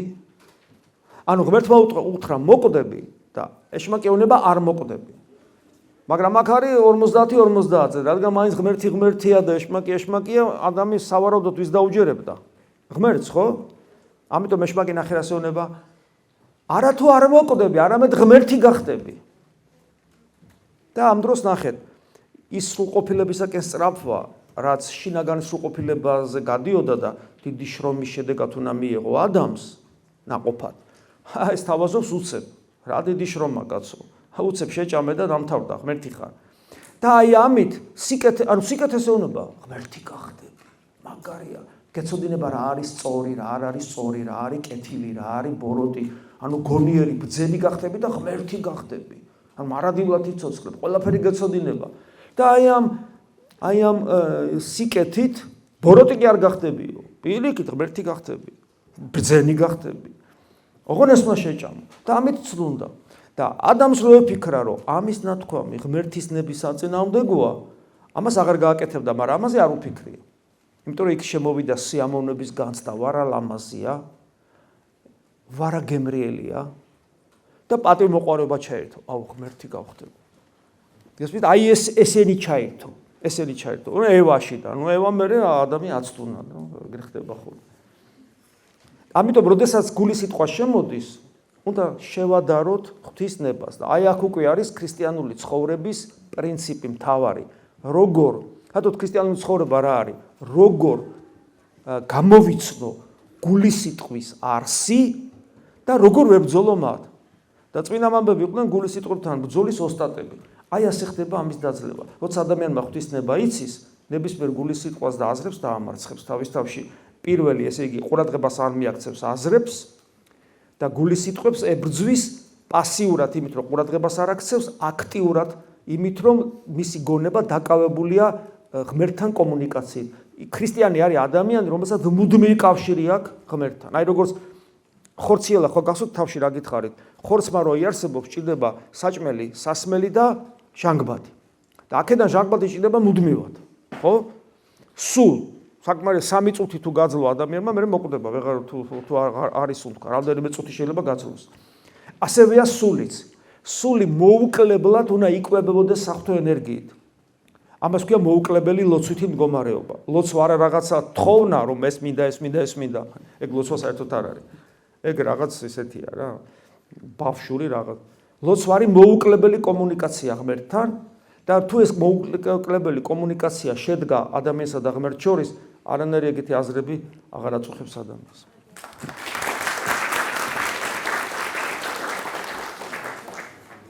ძალიან დიდ მადლობას გადავიხდით საინტერესო საუბრისთვის. ჩემი კითხვა გიგმარებობს შემდეგში. თუ რა გავლენას ახდენს სარწმუნოება ადამიანისთვის სამყაროს აღქმაზე? დიდი მადლობა. ესე იგი, ძალიან საინტერესოა ეს კითხვა იმ გაგებით, რომ ჩვენში გაბატონებული აზრის მიხედვით ხშირად მორწმუნე ადამიანი ითვლებოდა სიბნელის სინონიმად და გაუნათლებლობის. ეს პოზიცია უკვე მე-18-ის ბოლოდან მე-19 საუკუნეში დაიწყო. მე-19-ში განსაკუთრებულად, როდესაც ტექნიკური პროგრესი დაიწყო. ორთქლის მანქანა რო გამოიგონეს, მერე ელექტროობა გამოიგონეს და რაღაცა და ნუ რაღაც პროცესით ადამიანში გაჩნდა ილუზია, რომ აუ ბიჭო რა მაგრები ვართ გესმის და ახე რამდენამეს ვაკეთებ. მერე უკვე მე-19 საუკუნე რო დასრულდა ადამიანს თავში ისე აუვარდა, რომ ეგონა რომ ჩვენ არა მარტო ჭკვიანები ვართ, არამედ კეთილშობილებიც ვართ. და ჩვენ თუ აქამდე უამრავი ევროპაში სულ ომები იყო, ხო? როგორც თელ სამყაროში ევროპაში სულ ომები ხოცავდნენ ერთმანეთს და მე-19 საუკუნე რო სრულდებოდა და მე-20 დაიწყო, ფიქრობდნენ რომ ეხლა უკვე ჩვენ სხვანაირები ვართ. ნახე რა ტექნიკური პროგრესი როგორ არის, გესმის, უკვე ავტომობილი გამოიგონეს, გესმით რა ხდება. ხო და ესე იგი მატარებელი დადის უკვე და რაღაც სტემპებს იღებს ეს ტექნიკური პროგრესი და წიგნების ბეჭდა და უკვე გავცელდა უკვე ყველა მწერა კითხვა იცის და ადამიანი გაკეთილშობილდება. იმიტომ რომ ადამიანი ბოროტებას იმიტომ ჩადის და ომები იმიტომ რომ ადამიანი ბოროტია და უცოდინარია და ადამიანი ცოდნა შეიძეს, უკვე აღარ იქნება ბოროტი და ეს ილუზია იყო რომ მე-20 საუკუნის დასაწყისში ფიქრობდნენ რომ არაფერი ომები აღარ იქნება კეთილშობილური საუკუნე. ყველაზე საშინელი მე-20 საუკუნე აღმოჩნდა. ჯერ მარტო ორი მსოფლიო ომი და ნუ ეხლა 21 საუკუნე როგორ დაიწყო და როგორ მიდის, გასაგებია და რა საშიშროები გვემოქრება. ანუ ადამიანი რეალურად ილუზიაში იმყოფება და ამ ილუზიამ მე-19-დან მე-20-ში პირველ ნახევარში განსაკუთრებულად გააჩინა ეს აზრი, რომ სამყაროს შემეცნებისათვის ღმერთი არ გვჭირდება. თანამედროვე მეცნიერების იყვნენ დიდი აფეთქების თეორიის მიხედვით, ისი მიმდევარიც არის ყველა ასტროფიზიკოსი პრინციპში უკეთეს თეორია არ არსებობს. ესე იგი, დიდი აფეთქება მოხდა და მანამდე დრო არც მატერია არის, დრო და სივრცე და მატერია და დიდი აფეთქებამდე არც დროა, არც მატერია და არც სივრცეა და დიდი აფეთქების მერე იწყება ეს ყველაფერი და ესეთ რამეს ამბობს, რომ დიდი აფეთქებამდეო დრო არ იყო და ღმერთი სამყაროს როგორ შექმნიდა. რაღაც სისულელეს ამბობს რა. ღმერთს დრო რათ უნდა კაცო, ღმერთს სწორედ დროის მიღმიერია. ნუ კაი გავანებოთ თავი მაგას. მაგრამ საოცრება იცით რა არის, რომ რწმენა, პავლე მოციქული წევანას გითხარით, რწმენა არის შემეცნების, აი გონების ნაწილი. აი გონება, ჩვენ გონებას ასე უწოდებთ. გონებას ხშირად ადამიანი უწოდებს ლოგიკურ აზროვნებას. ვთქვათ, ხო? და ნუ სამყაროს რაღაც აღქმას, ცხოველები პასიურად აღიქვამენ და ადამიანი უკვე ლოგიკურ აზროვნებას იწყებს, ანალიზს უკეთებს და უკვე მას ცხოველს გონება არ აქვს, ტვინის ფუნქცია აქვს, მაგრამ ადამიანს ტვინის ფუნქციის გარდა გონებაც აქვს, ხო? მაგრამ აი მაგალითად დავკიდოთ ახლა ვან გოგის ნახატი, ვთქვათ. ნებისმიერი ნახატი ხა მიშულობა. და ვთქვათ ადამიანები, რომელსაც არანაირი კავშირი მაინდამაინც მხატვრობასთან არ აქვს. და ვკითხოთ ეს რა არის, მოგწონთ ადამიანები თქვენ ეს რა არის კაცო. გახსოვთ ვან გოგზე ფილმი როა გადაღებული თუ გინახეთ ახალი ფილმი. ანუ ახალი როგორ ალბათ 10 წლის წინათელი ფილმია შეიძლება 7 წლის. ძალიან საინტერესო ჰოლანდიური ფილმია თუ არ ვშთები. ძალიან საინტერესო ფილმია და იქ არის რომ ხოთრეშის სასულიერო პირი ელაპარაკება ვან გოგი ხო ფსიქიატრიაში მოხვდა და ვან გოგის ნახატს ვან გოგს თავისივე ნახატს აჩვენებს და უნება რომ ეს რა არისო და ესო მინდორში კურდღლებიაო და თქვენო ფიქრობთ რომ ეს კარგიაო ესო მშვენიერებაო ვან გოგიონო და ეს უყურებს რომ ფიქრობს ეს საცოდავთლად გაუბერა რა მშვენიერება ან ვან გოგის მთესვარი როა თქვა ხო ეს საოცრებაა ვან გოგის მთესვარი მაგრამ თქვა ის ვარსკვლავიანიცა ყველა მიცის მეტნაკლებად მთესვარი არის ჩემთვის ერთ-ერთი საოცარი ნახატი მაგრამ რო შეხედავ ხო რაღაც კატასტროფაა სულთა ლოგიკურად რო შეხედავ მაგრამ მშვენიერებაა და აი კითხვა მიჩნდება ამ მშვენიერებას რა აღიქვავს ჩვენში თუ მე მარტო ლოგიკური აზროვნება მაქვს ვან გოგი რატომ მომწონს ბახის მუსიკას ოქ შემთხვევაში რომ რაღაცა თლათ ისეთი არ არის როგორც ეს მარტივი მუსიკები რატომ მომწონს ესე იგი ნახეთ ადამიანს აქვს არა მარტო ლოგიკური აზროვნების უნარი, არამედ მშვენიერების აღქმის უნარიც.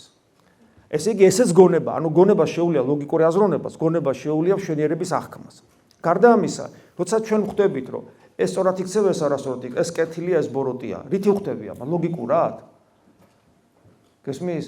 აი მაგალითად ლოგიკურად არა, აი მაგალითად 300 არაგველი, ლოგიკურად შეაფასი აბა, ვერ იყვნენ ესენი. დამარცხებულ ომში შევიდნენ, რა უნდათ იქ. გესმის? ანუ გესმით, ლოგიკურად ვერ შეაფასებ, მაგრამ სიკეთის და ბოროტების კატეგორიით თუ დაიწყებ მსჯელობას, ვახ, სხვა რამე გამოდის. ეს არის სინდისი. და პავლე მოციქული ყოველ შემთხვევაში გიორგი მთაწმინდელის თარგმანში, როცა ის გიორგი მთაწმინდელი პავლე მოციქულის ბერძნულ ტექსტს ქართულად გადმოსცემს, ის გონება და სინდისი სინონიმებია. ანუ სინდისიც, რომელიც ზნეობრივი კანონის აღქმის შესაძლებლობას მაძლევს, ესეც გონების ნაწილია. მაგრამ გარდა ამისა, ადამიანში არის ტრანსცენდენტული ყოფიერების შემეცნების უნარი, რომელსაც ჩვენ შეგვიძლია სამყაროს მიღმიერი ღმერთი შევიმეცნოთ და მისგან მიღებული ცოდნა მივიღოთ. ამასაც გონება ქვია. ხედავთ, გონება რა რთული რამე ყოფილა ადამიანში. და პავლე მოციქული ამ და აი ეს ტრანსცენდენტულ ყოფიერებასთან კავშირს უკვე ქვია რწმენა. ანუ რწმენა არის შემეცნების უნარი, როგორც სინდისი, როგორც კეთილისა და ბოროტების აღქმა, როგორც მშვენიერების აღქმა, როგორც ლოგიკური აპარატი. ერთი ადამიანური გონებაა და ჩვენ უბრალოდ საუბრისათვის მას ნაწილ-ნაწილ ვყოფთ, თორე ეს ერთი მთლიანობაა. და აი პავლე მოციქული ამბობს, რომ ჩვენ რწმენის მიერ შევიმეცნეთ რომ ღმერთმა სამყარო არაფრისაგან შექმნა. მეცნიერება როდის მივიდა იქამდე? აი გიადვალი ამბობს, რომ კითხეს გიადვალი ხო იცით ვინც არის? კითხეს რომ დიდ აფეთქებამდე რა იყო? აი გიადვალს პირდაპირ ეკითხე, რა იყო დიდ აფეთქებამდე? გიადვალი არ ვიცი ხა, არის ქრისტიანულად ცხოვრობს, არ ცხოვრობს, მეცნიერია, დიდი ქართული მეცნიერია. არ ვიცი როგორ ცხოვრობს ის რელიგიურად. მე არ მინახია ეს ეკლესიაში და არ ვიცი, მაგრამ პირდაპირ პასუხობს, დიდ აფეთქებამდე არაფერი იყო. არაფერი. ნახეთ 100 წლის წინ კაცობრიობა რამდენი ხანი არსებობს 100 წლის წინ მივიდა იქამდე კაცობრიობა მეცნიერულად რომ სამყაროს შექმნამდე არაფერი იყო და არც დრო და არც სივრცე გესმით არაფერი იყო არც მატერია ბიბლიაში მოსე როდის იყო აი მე როდის იყო მოსე 1000 წლეულები მოსე წერს უკვე რომ ღმერთმა სამყარო არაფრისგან შექმნა. მე მაკაბელთა წიგნში პირდაპირ წერია ესე. ღმერთმა რომელმაც სამყარო არაფრისგან შექმნა. და მე პავლე მოციქული იმეორებს, რწმენით ვიცით, რომ ღმერთმა არაფრისგან შექმნა მთელი სამყარო. არ არის საოცრება. კიდევ ერთ საინტერესო, ეინშტეინი ამბობს, რომ მატერია არის შედედებული ენერგია. იმიტომ რომ დღესთან ვინც ელემენტარული ფიზიკა ის რაღაც პოპულარულ დონეზე იცის, რომ ამ სიმაგრეს საფუძველი არ აქვს. არაფერი არ არის აქ მაგარი. ეს არის რაღაცა ატომების ურთიერთ დაძაბულობა და თვითონ ატომიც აბსოლუტურად პრაქტიკულად სარიელია. ამ სიმაგრეს საფუძველი არ აქვს, მაგრამ რატომაც მაგარია. უცნაურია. გონებისათვის ბოლომდე მიღწევა მიწვდომადი ეს არ არის. და ამიტომ ეინშტაინი სწორი ამბობს, მატერია არის შედედებული ენერგია. გადასარევია. მაქსიმე აღსარებელი მერვე საუკუნეში ამბობს, რომ მატერია არის ღმერთის მიერ შექმნილი ენერგია, არ არის საოცრება.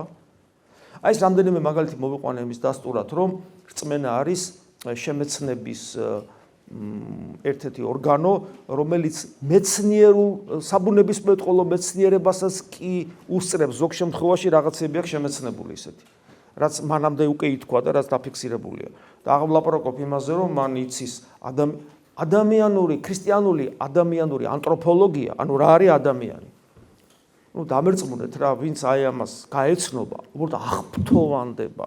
ვერც ერთი ბიოლოგი და ვერც ერთი ფსიქოლოგი და ვერც ერთი სოციოლოგი ისე კარგად ვერ აღიწერს ადამიანი თუ რა არის ადამიანი, თუ არა როგორც ქრისტიანობა. ეს საოცრებაა, მთელი ეს 2000 წლოვანი გამოცდილება ადამიანის გამოკვლევისა, ადამიანის არსის გაგებისა, დადგენის, რაც წმინდა მამათა თხზულებებში ეს არის საოცრებაა უბრალოდ. გესმით, აი ეს არის და ესეც სარწმუნოებრივი შემეცნება არის. ასე რომ თუ ქრისტიანობას ამ კუთხით შევხედათ, ამ კუთხითაც ის უაღრესად არა მარტო საინტერესო, არამედ პრაქტიკულად ძალიან დამხმარე იქნება კაცობრიობისათვის, თანამედროვე ახალგაზრდებისათვის. მოგესალმებით. დიდი მადლობა მოგზაურობისთვის. თქვენ ახსენეთ კრიზისის ერთ-ერთი სახე არის ჯანმრთელობის პრობლემა. მე მინდა ესეთ რაღაც გითხრათ, რომ ზოგჯერ არის, როდესაც ჯანმრთელობა დგება ჯანმრთელობის პრობლემა დგება მოულოდნელად. გაუვაძებ და ჩნდება ეს პრობლემა. დაახლოებით 3 წლის უკან მსგავსი პრობლემა მქონდა მე.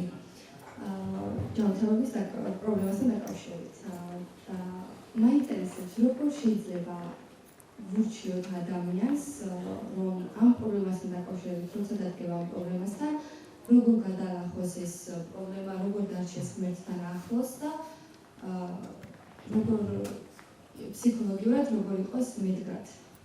პირველ რიგში შვილო, როგორც ქრისტეს მღვდელი გლოცავ, რომ უფალმა გაამკორნოს შენი უძლურებანი მის ადიდებლად და შენ სასიხარულოდ. რაც შეეხება კითხვას ეხლა მე ალბათ უფრო ვისაუბრებ ქრისტიანული პოზიციიდან და იმ უამრავი მაგალითიდან, რაც ჩემს გარშემო არსებობს.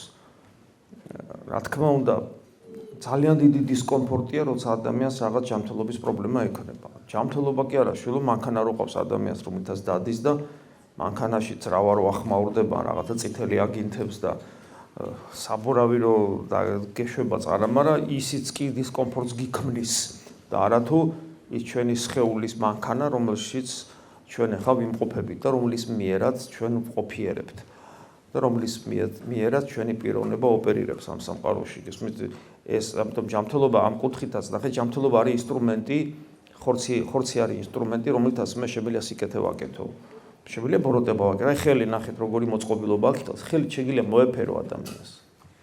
შეიძლება ფორმა მისცე მუშტის და დააზიანო. ანუ ის იარაღიც არის და მოფერების საშუალებასაც იძლევა, გესმით? ანუ ერთ და იგივე ხელი, ენა, ელით შეიძლება ადამიანს, ესე იგი, ბედნიერება მიანიჭო და ადამიანი შეიძლება ისეთი რამე უთხრა, რომ კაცი ფაქტი დაემართოს. ენა, ერთ და იგივე ენა, ხო?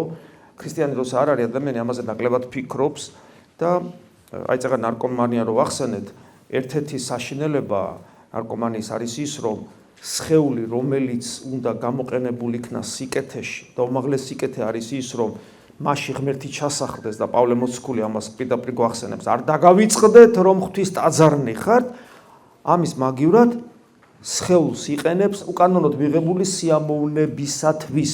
უკანონოდ, ანუ ღმერთის ნების საწინააღმდეგოდ სიამოვნებისათვის იყენებს. გესმით, ეს ძალიან ცუდი, ანუ ცხოველს მსგავსება ფაქტიურად ადამიანი. ძალიან ცუდი რამეა. და აი ხშირად არ ვაფასებ ჩვენს სხეულს და როცა რაღაც პრობლემა იქნება, მე რო ხვდებით, რომ რა ძვირფასია ჯანმრთელი სხეული, დაფასება რას ნიშნავს? დაფასება ნიშნავს მადლიერების განცდას. და ეს მადლიერება ადამიანს სულ მუდამ უნდა კონდეს მადლიერება ბევრი რამის გამო ღვთის წინაშე. მაგრამ როცა მოდის ეს განსაცდელი, ქრისტიანი ფიქრობს ასე, ღმერთი გველაპარაკება ორი რამით, სამი რამით. პირველი ეს არის სამყარო როგორ არის შექმნილი. მეორე და სამყაროს ამ შვენიერებაში და კანონზომიერებაში მის შემოქმედს ხედავ. მეორე ეს არის წმინდა წერილი, გამოცხადებითი ჭეშმარიტება ქრისტიანისათვის, ანუ ღმერთზე მელაპარაკება და ღმერთი მელაპარაკება და მესამე ეს არის ჩვენი პირადი ცხოვრება. აი არაქრისტიანის პოზიცია როგორია? არაქრისტიანი ცხოვრობს თავის ცხოვრებით რა. დროში გაწელილი, ვიცი რომ უნდა გარდავიცვალო კიდევაც, ახლა ბავშვები ხო არა ვართ, ამ დროს დავიბადე და სანამ ჯანმრთელობა, სანამ დავბერდები, სანამ ვარ და მე რა ვიცი რა იქნება, არ მინდა, არ ფიქრობ ამაზე. სირაკლემას პოზიციაში ვდგები და ესე ვცხოვრობ რა. შემთხვევითობით რაღაცა, ქრისტიანი თავის ცხოვრებას სხვანაირად უყურებს. ქრისტიანი თავის ცხოვრებას უყურებს როგორც საღმრთო ისტორიას. რა არის საღმრთო ისტორია? ჩემი ცხოვრება გაწერილი დროში, რომლის ყველა ნიშნულოვან ადგილას და მე უკვე წვიმანშიც კი, მე რაც უფრო მეტად გაფაქიზდება ჩვენი სული, ხედავ ღმერთის ჩარევას ჩემ ცხოვრებაში. და ღმერთი მე საუბრება, ღმერთი მელაპარაკება ჩემი ცხოვრებით, ჩემი ცხოვრებაში არსებული მოვლენებით, სიხარულებით, განსასწრებით, ტკივილებით, ბედნიერებებით და რა ვიცი, ასე შემდეგ.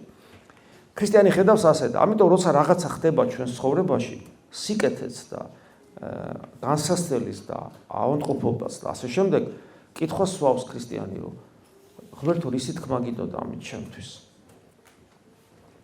და როგორც წესი, თუ ადამიანი ამ სიტყვას გულწრფელად სვავს, ყოველთვის მოდის სწორი პასუხი და სწორი პასუხი ზოგადად შეიძლება ასეთია, რომ მე მინდა რომ ჩემთან უფრო ახლოს იყო.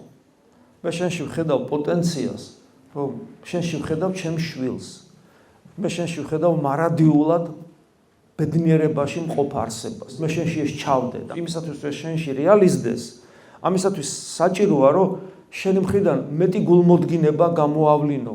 შენ უნდა გინდოდეს ეს, შენ ძალას ვერ დაგატან. მე ვარ ღმერთის სიყვარულისა და ღმერთის თავისუფლებისა და შენ მე თავისუფლად და სიყვარულისთვის შექმნი და მე შენ ძალას ვერ დაგატან. ვერანაირად. შენ უნდა გააკეთო ეს არჩევანი. ერთადერთი რაც შემილია, შენ გზაზე, რომელზეც შენ მიდიხარ, ხშირად დაუფიქრებლად და უმიზნოდ, ხო, მე რაღაც ბარიერები შეიძლება გაგიკეთო. და ეს ბარიერები შენთვის იქნება არა შეზღუდვა ჩემი მხრიდან, იმიტომ რომ შენ ამ ბარიერს შეიძლება გადაახტე თუ გინდა კიდევაც. არამედ ეს იქნება ნიშნულება, როგორც გზაზე რომ დავდივართ ავტომანქანით, ხო, თუ გონიერები ვართ, გზის ავტოსაგზაო მოძრაობის წესებს ვიცავთ, თუ არ გვინდა დავიმტრეთ და ამით ჩვენ არ გვაქვს პრეტენზია იმისა, რომ უბრალოდ ამბოხი, რომ თავისუფლებას მართმევენ, რომ გზის იმას ვემორჩილები გესმის და ვემორჩილები და თავისუფლება წართეული არ ამბობთ, იმიტომ რომ ეს გონივრულია. მიზანი სადაც მიდვა იქ რომ მივიდე, უნდა დავემორჩილო ამ გზებს, თორე გავნადგურდები კაცო მანქანა დამეჯახება.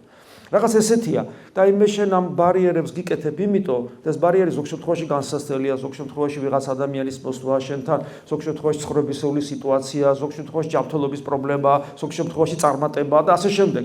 და ამით გელაპარაკება ღმერთი, რომ წაიკითხო შენთან მოსული ეს ინფორმაცია და სწორი ნაბიჯი გადადგა მასთან მეტი კომუნიკაციისათვის, მასთან მეტი ერთობისათვის.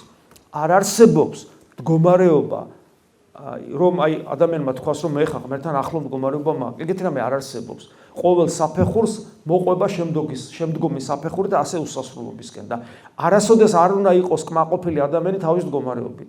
ამიტომ ნებისმიერი რაც ხდება მის ცხოვრებაში გამოიყენოს იმისათვის, რომ მეტად ჩაუფიქრდეს თავის ყოფიერებას, მარადილ სიცოცხლეს და იფიქროს მეტად კავშირზე ქრისტესთან. და ეგ ერთი და არის მეორე კიდე რა.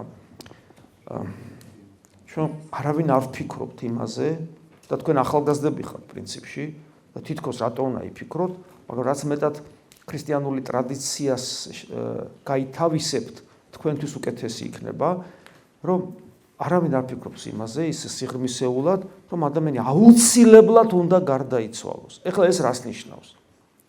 ეს ნიშნავს იმას, რომ რადგან მე ზნეობრივი და თავისუფალი არსება ვარ, ზნეობრივი კანონის შემოქმედის წინაშე აუცილებლად პასუხისგებლობით დავდგები, როცა გარდავიცვლები. და ამავე დროს ჩემი დრო არის შეზღუდული და ეს შეზღუდული თან როგორ არის შეზღუდული იცით რომ არ ვიცი ეხლა მე მაგალითად მე მაგ დღევანდელის დღე აი ეხლა თქვენთან ვარ ეს დრო მაგ და მე არათუ ხვალ ცოცხალი ვიქნები ის არ ვიცი მე ამ საღამოს მივაწებ თუ არა ესეც არ ვიცი ამიტომ ეს მე მაძლევს შესაძლებლობას რომ მაქსიმალურად აი ამ წუთში აი აქ ეხლა ვარ მე ცოცხალი 1 საათის მერე რა იქნება არ ვიცი მაქსიმალურად აი აქ ამ წამს მაქსიმალურად ვიყო ქრისტეს ერთგული და ღვთისნების აღსრულებელი იმიტომ რომ ხვალ რა იქნება არ ვიცი 1 საათის მერე რა იქნება არ ვიცი ამიტომ მე არ ნერვიულობ უფალი პირდაპირ მეუნება სახარებაში ხვალინდელ დღეზე ნუ ნერვიულობ ხვალინდელ დღეზე თვითონ ხვალინდელმა დღე მიზრუნოს ესე გადატანითი მნიშვნელობით მეუნება აბა რაზე ვინერვიულობ დღევანდელ დღეზე მეუნება უფალი რატომ ვეკითხები უფალს მეუნება იმიტომ რომ დღევანდელ დღეს საკმარისი ბოროტება აქვს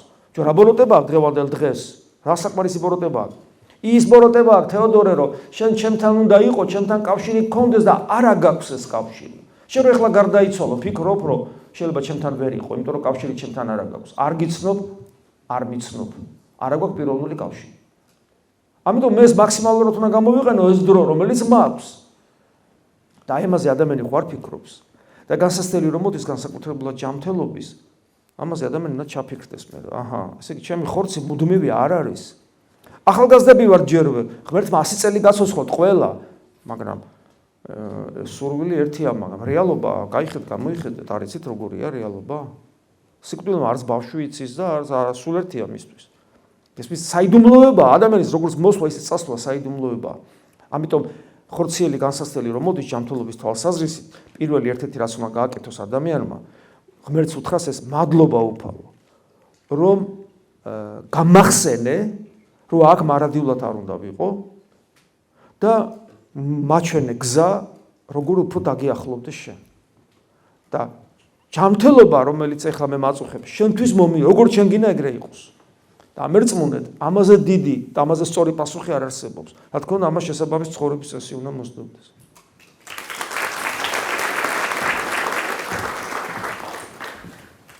ჩემი კითხვა არის მიუხედავად იმისა რომ ღმერთი როგორც მამა და საუკეთესო მეგობარი და ყველაზე ჭეშმარიტი არსება იმჯერა და მაქვს რწმენა რომ მისი ნება არის საუკეთესო როგორც მისი შვილის ასევე შვილებისთვის და ასევე ისიც რომ ყოველი განსაზღვრელი კრიზისის კერი არის გააზრება რომ ეს ყოველგვარი დაცემარი დარიგება მაგრამ აქ არის ჩემი გამოცდილებით გარდამავალი უძღვრება შიშით გამოხატული თვითნებობასა და მის ნებას შორის მაინტერესებს თვითნებობის შიში და მერცის ნება როგორ არის განსხვავებული ერთმანეთს შორის და როგორ შეიძლება რომ არ იყოს ეს ილუზია და როგორ შემიძლია განსხვავა მადლობა. დიახ, ესე იგი ნახეთ როგორ არის გარეგნული ფორმებით ვერ მიხვდები რომ ჩემი ქმედება და ჩემი აზრი, ჩემი გულის სიტყვა და ჩემი ქმედება და ჩემი სიტყვა არის აუცილებლად ღმერთთან ღვთისნებასთან თანხვედრაში. აი მაგალითად, სახარებისეული მაგალითი რომ მოვიყვანოთ. გახსოვთ უფალი რო ამბობს ესეთ რამეს, რომ მე უნდა დამიჭირონ, მტანჯონ და შეურაცხყოფით მომკლან. ეხლა წარმოიდგინეთ როგორ უყვარდათ მოციქულებს უფალი, ხო? და პეტრე რას აკეთებს ამ დროს? პეტრე მივა და რას ამბობ კაცო ეუბნება? ეგ როგორ იქნება? ეგეთ რამე მეორედ აღარა თქვა. ჭკუას დარიგებას უწყებს. ეგეთ რამე მეორედ აღარა თქვა. გაიყვანა, თან გვერდზე გაიყვანა რა, გვერდზე გაიყვანა. ეგეთ რამე მეორედ აღარა თქვა. და უფალი რას აკეთებს, ნახეთ? და პეტრეს რეაქცია აბსოლუტურად სწორია. როგორ ეხლა შენი საყვარელი ადამიანი ეხლა მე უნდა დამეჭირონ მომკლან ასე შემდეგ. საქვეყნოთ ეუბნება, ყველა მოციქულების წინაშე ეუბნება პეტრეს. განვეთ ჩემგან სატანა, ნახე პეტრეს ასე ეუბნება. და რატომ? იმიტომ რომ ზრახავ, ანუ ფიქრობ და აზროვნებ როგორც ადამიანი და ღვთისნების საწინააღმდეგოდ, ანუ ზრახავ კაცისასა და არა ღვთისას. ბიჭო, პეტრე მოციქული კეთილშობილებიდან გამომდინარე საუბრება. ზრუნავს უფალზე და სატანა ხარო, იმიტომ რომ ღვთისნების საწინააღმდეგოდ ამბობ, იმიტომ რომ შენი ეს კეთილშობილური აზრი, არახეთ, კეთილშობილური აზრი ღვთისნების საწინააღმდეგოა.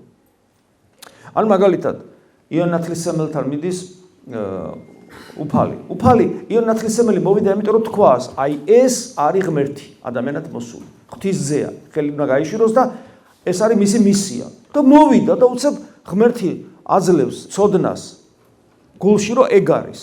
ვისთვისაც ცხოვრობს იონ ნათლისმცემელი, უცებ ის სრულდება და აღფრთოვანებული მოდის და მანამდე რა ხდება, ხო? ნანობენ ცოდვებს, თავს მოუდრეკენ და ეს წყალს დაასხავს და ესე იგი სინანულის ნათლობას ატარებს. მოვიდა და თავი მოუდრიკა. და გადაერია იოანე და ნახეთ რა შეუნება, მე მიხმს შენს მიერ ნათლისღება და შენ ჩემთანა მოხვალა. მიხდით ხო რას შეუნება? მე უნდა მივიყო შიგან ნათელიო და შენ ახარ ნათელი, მე ვარ ნათელი სოფლისა უფალი ამბო. შენ ახარ ნათელი, კაცო და ჩემთან თავი მოდრეკილი გადაერია იოანე. უფალიონება ესრეთ უნდა აღვასრულოთ ყოველი სიმართლე. და იოანე დაემორჩილა აქაც.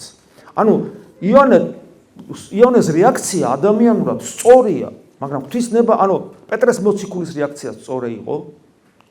იონე მოციქულის რეაქცია სწორი იყო და კიდევ ერთი პეტრე მოციქულის რეაქცია ფეხებს რობანს. გახსოვთ ეს სახარების სეულის სიუჟეტი. მოციქულებს ბანს უნდა დაბანოს ფეხები. დაბანა ერთს ქრისტემ თვითონ. დაბანა მეორე პეტრეს ამივიდა, პეტრე გაგიშთა. როგორ შენ ფეხებს უკონისამდე არ დაგაბანინებ ფეხებს. ანუ არასოდეს ფეხებს არ დაგაბანინებ შენ უფალს ეუნება.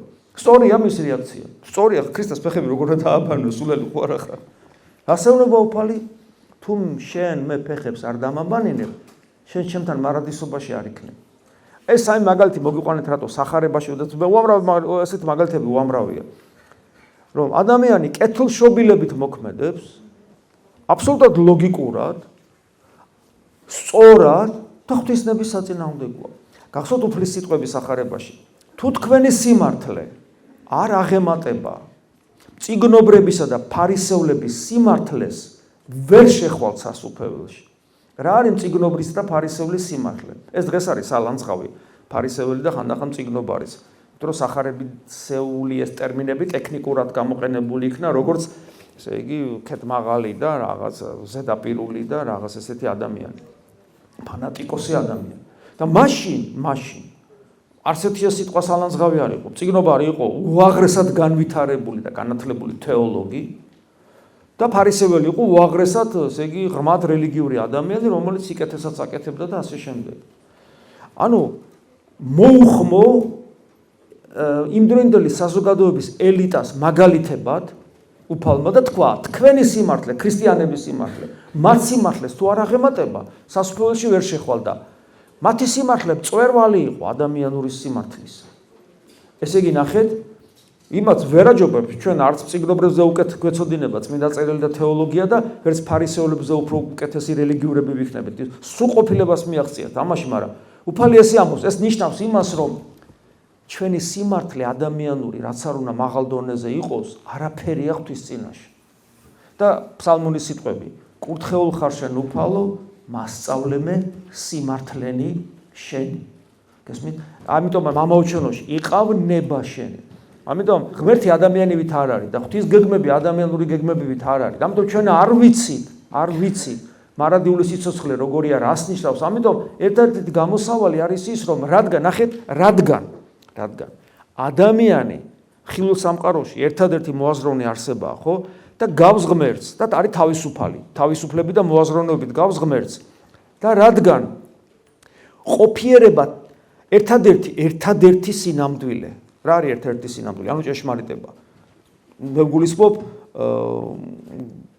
ბედნიერების თვალსაზრისით, მოდი ესე ვთქვა, სიყვარულის თვალსაზრისით, თავისუფლების თვალსაზრისით, ერთადერთი ყოფიერება არის ღმერთი. ყველაფერი იქიდან გამომდინარეა.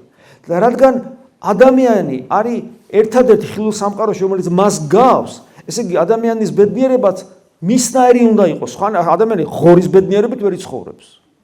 რატო არ მოსწონთ ადამიანს ლუასაბთა? წაიკითხეთ ლუასაბთა თქარიძე. გახსოვთ ის მომენტი, ის სუტყნეინა რომივა მასთან. ეს წამოწოლილია ძინავს რა, ახალგაზრდა ლუარსაბი და ეს სუტყნეინა ასაყოვანი ქალია და მიადევდა რომ დაინახავს. ეხლა ილია ჭავჭავაძე აღწერს იმდროინდელი კაცის უნარ-ჩვევებს. ეგრევე როგორ წამოხტება, ეგრევე საკინძე შეიკრავს, წამოხტება, იმიტომ რომ დარბაისელი ქალბატონი დაინახა და ეგრევე წამოხტება. ნახეთ როგორი ზდილობიანია. წირვალოცვას არ აცდენს. ბოროტებას არ ჩადის. თავადია და კაი ცხოვრება, კაი ჭამა, კაი სმა გესმის.